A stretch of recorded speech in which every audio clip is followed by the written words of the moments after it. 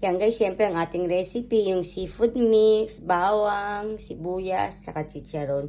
Guys, hindi po ako naglalagay ng kamatis every time na magigisa po ako ha. Yan po guys, tinanggalan ko na po siya ng dakta bago ko po siya isalang. Yan na po guys, naayos na po natin yung paghihiwa sa ating mga sangkap. Tsaka guys, pag nagigisa po ako, naglagay po ako ng sabaw ng sinaing guys, para po masustansya. Mainit na po natin yung mantika. Then, lagay na po natin yung ating garlic. Pag medyo brown na po yung ating garlic, sunod na natin yung sibuyas. Then, lagay na po natin ang ating sibuyas, guys. Lagay na natin yung ating sahog, guys. Yung seafood. Igisa lang po natin siya para hindi malansa.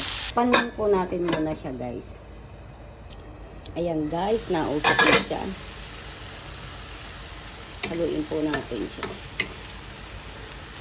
Pag ganyan na po yung kulay niya guys, okay na yan. Sure ball na yan na wala na yung lansa guys. Lagay na po natin yung sayote.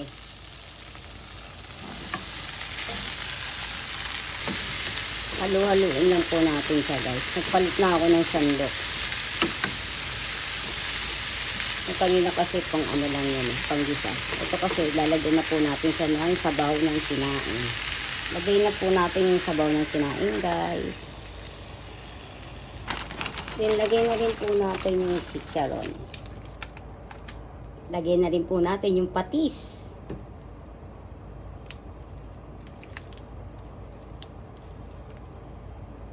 Then betchin. Takpan lang po natin siya guys. Isang kulo lang po yan, okay na po. Para hindi po siya lubsak. Yan guys, okay na po. Yan, patayin na po natin yung kalan. Yan guys, luto na po ang ating ginisang sayote. Kain na po tayo guys. Thank you for watching. Happy Saturday po.